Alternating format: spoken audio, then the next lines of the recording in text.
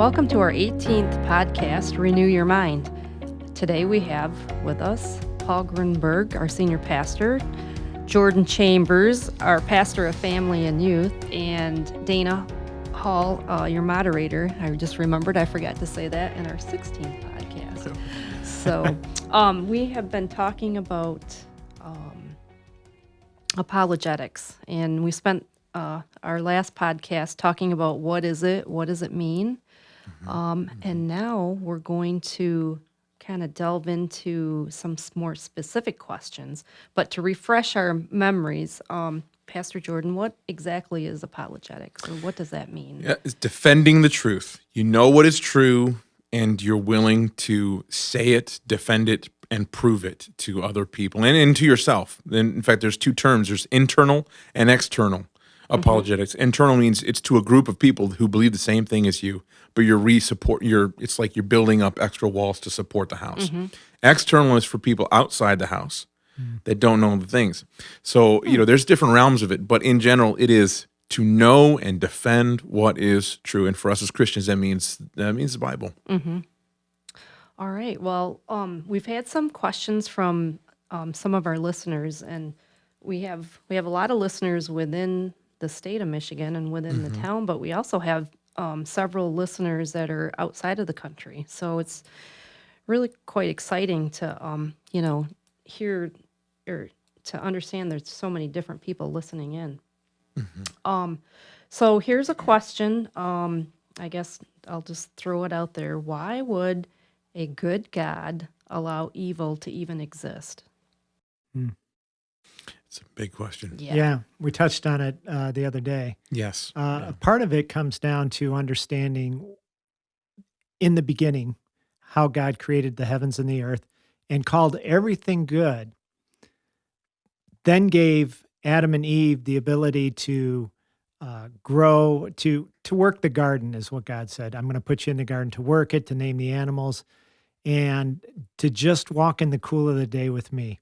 And I really love that, because to me, God created us to be in relationship with us.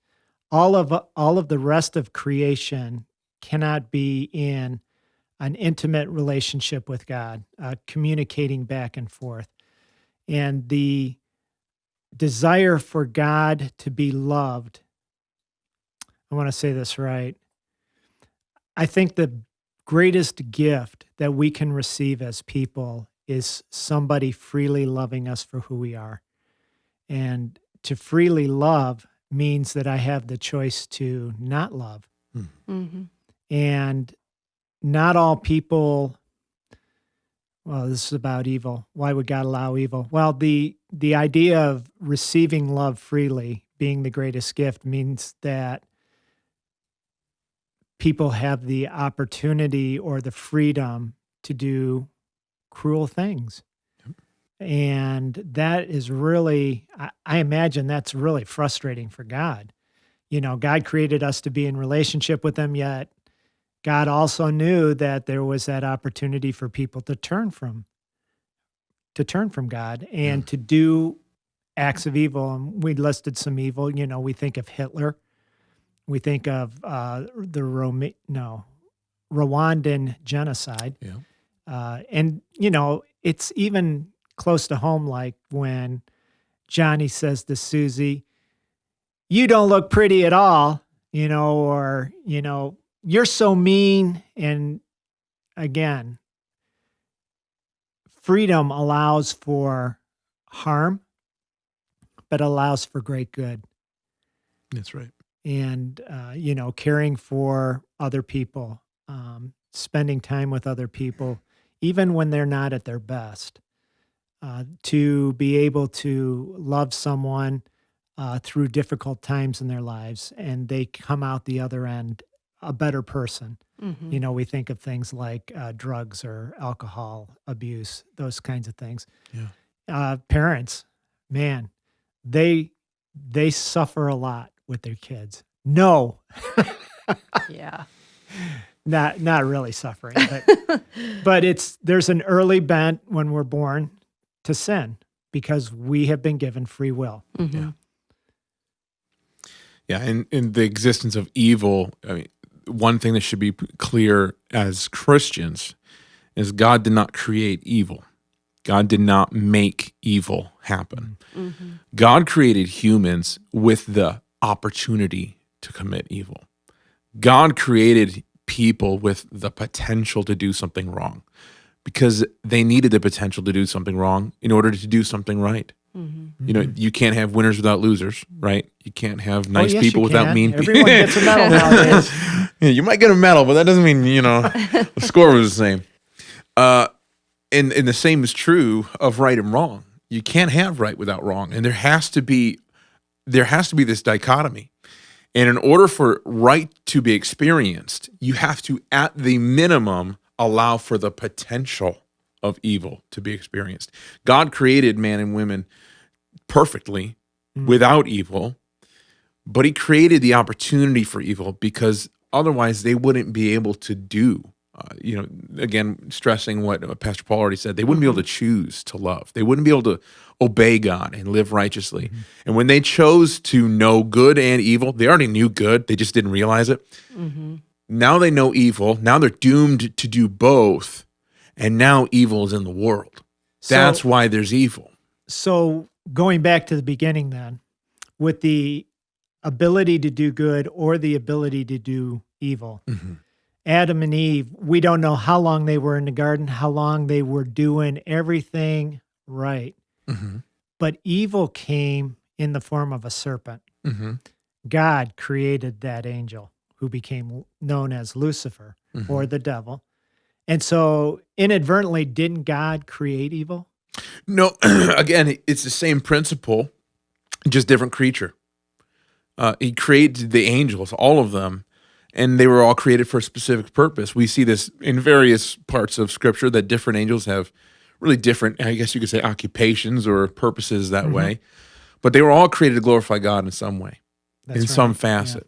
None of them were created to disobey or disglorify God. Satan chose to do that, and we get that glimpse in Isaiah of his pride and his desire to be the one glorified instead of being the glorifier. In fact, one of his desires was to be worshipped like God in God's seat, in his place in the heavens. He wanted to be God. It wasn't good enough for him anymore that he got to be with God. And that is the exact same temptation that he presented to Adam and Eve. You remember that? Where he says, you eat this, you will be like God. You'll be gods yourselves. That's right. And the temptation was, it's great to be with God, but wouldn't it be even better to be God himself? Yeah. The trick is, you can't. There's only one God. So, well, hold on, three gods. One God and three. 3 in 1. But so as far as the precedent of sin, that's how evil came into the world. But how evil came into existence was through Satan's fall in heaven, or in that place, of creation in the universes before that. In the same principle, angels have the ability to fall. Angels have the ability to sin. There is an element of choice to angels, and there is a large number who have chosen to do so. A third. Yeah, in Revelation, there's this picture of a third of the angels fell. And quite honestly, you can even make the argument for more. That's just how many fell at that one time for that one reason. There's some that would say in Genesis 6 that other angels fell after that, and that later on elsewhere. So there's a lot of different, you go down that road, you get a lot of different information. But the principle at stake here, and this is what Christians really need to know and get to know, and this is what they need to study out in Genesis. God didn't make evil. God made people. But people had the ability to do right and wrong, and at some point they chose to do what was wrong. And that means that there's a consequence that then was brought into the world. And God had to curse the world because of the wrong that they had done. It's interesting to think, what if God had just snuffed Satan out before the temptation? Would we still do, or would we still obey God in everything we do?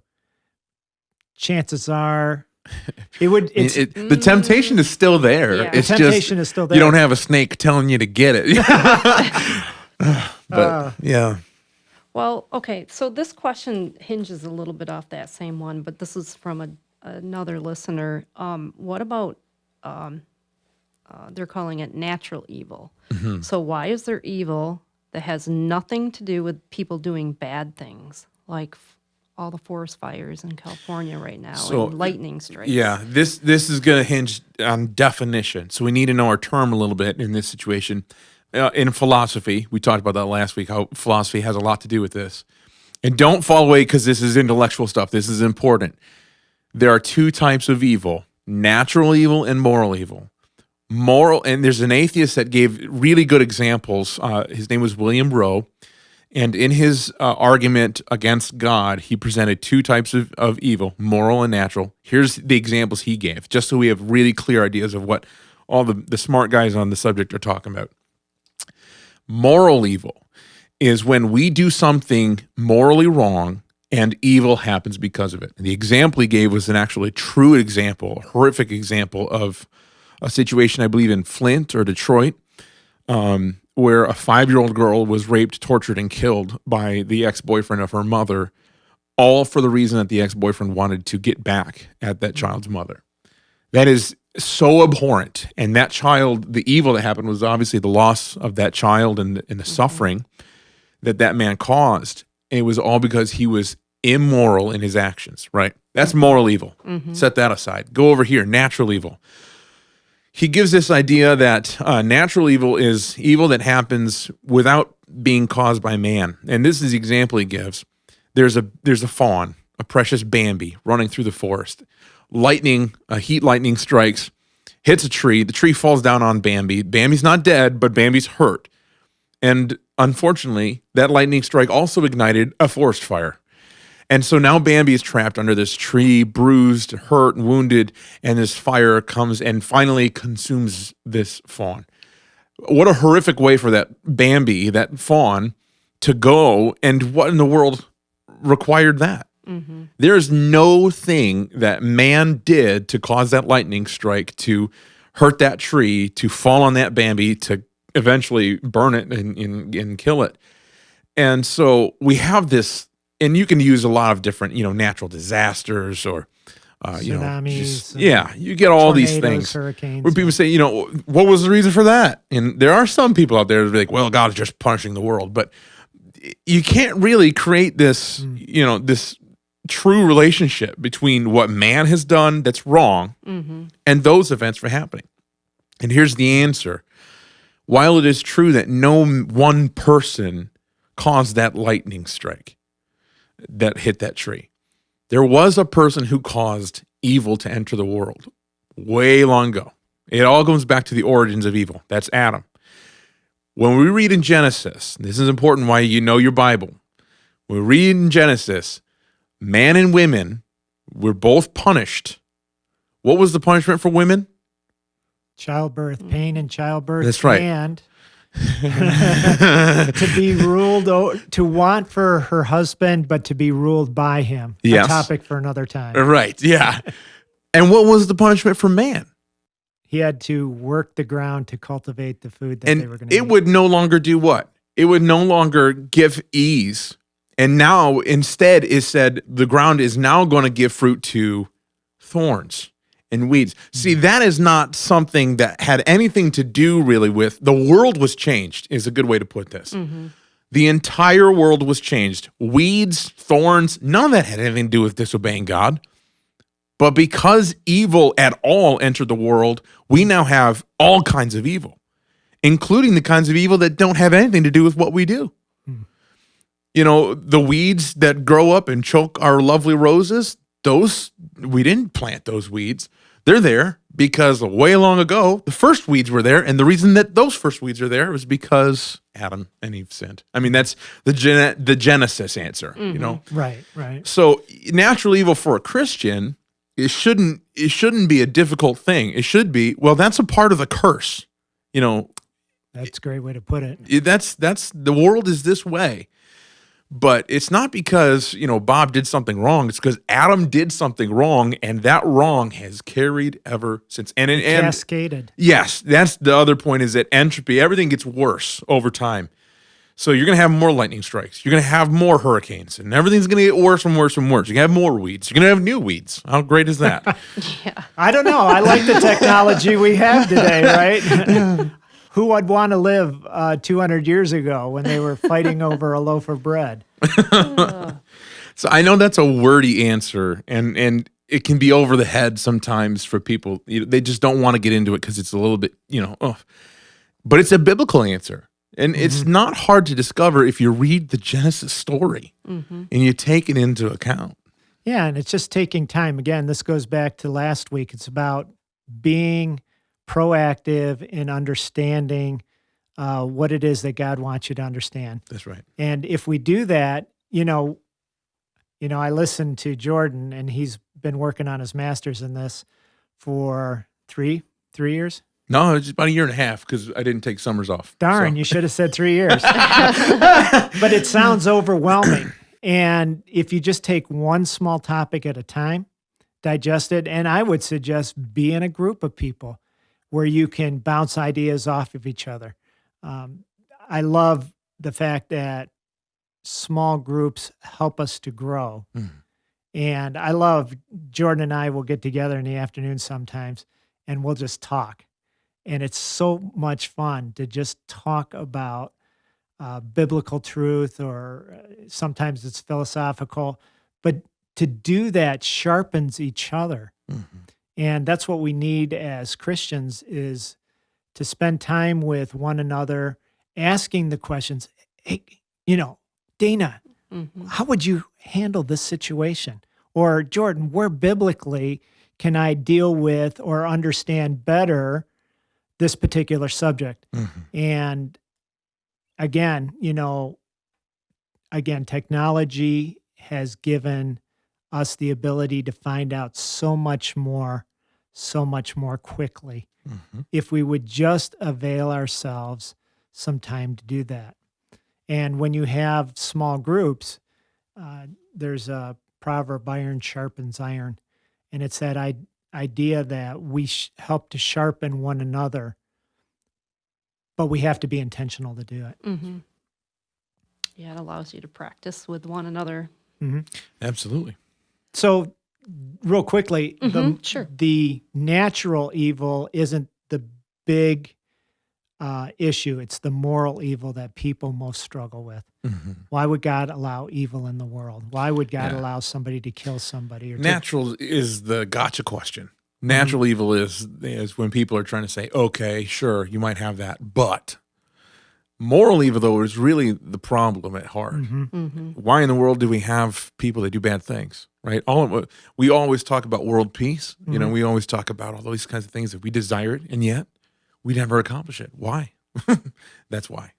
And the question oftentimes will get asked, but it'll be very, I don't know, not at a high level, but we won't address it until it happens to us. Or till a friend of ours suffers and says, why does God allow evil? Oftentimes maybe the loss of a child or loss of a loved one, or something catastrophic happens to the family or someone close to us. Why would God allow that kind of evil? And we want to already make sure that we understand why, so that we're not necessarily questioning God. But even when evil happens, we can still worship God. That's right. We can still trust God to see us through it. We can still understand that God is hurting on our behalf for the evil that has happened, because this wasn't God's intent. Nope. God's intent was to be in a relationship with us, a tight, intimate relationship, a parent and child, to have that kind of joy because my dad is holding me. And that's God's intent. Well, I think that's a great point to wrap up this session. Several very tough questions that you both answered and spoke to very, very well. So thank you both. Thank you to our listeners. And we're looking for more and more questions from all of our listeners. The other thing we wanted to remind folks of is an event that the First United Methodist Church is going to do for 2021. I'll let Pastor Paul explain that to us. Yeah, we're coming up on Advent pretty quickly here at the end of November. And so in Advent, we have a number of things going on. The week before Christmas, we're going to celebrate Christmas carols. We've got several skits that are going to be um, played out. Yeah. I guess that's the word. And then Christmas Eve services, we're still working on whether we're going to go with 2 Christmas Eve services like we have in the past, or if we're going to add some more because of social distancing requirements or needs so that people will feel safe. And then after that, the last Sunday of the year, we're going to do what's called Stories of 2020. And in that service, we're going to look back at 2020 and we're going to share stories of how we've seen God working in our lives. And I promise you, there is a couple of stories that are going to come home and they're going to be really wonderful. And then we're going to start the next year with a checkoff on most people's bucket list. And that's to read the whole Bible in a year. And so, so we're going to set that challenge up to you now. If you want to read the Bible in a year, come and join us. We'll have some small groups surrounding that so we can talk about what we've been reading, so that we can defend the gospel, so that we can defend or understand our faith better, so that we can defend it. And you're going to show us ways of reading the Bible in a year that seem not quite so overwhelming when we try to do it on our own. Come back Okay. next week and I'll tell you a little bit more about that. That sounds great. Okay, well, thank you, everyone. If you would like to join us in person, we have a traditional service at 9 a.m. on Sundays and a contemporary at 10:45 a.m. We're located at 215 South Center, and call us anytime at 989-732-5380. Thanks for joining us today.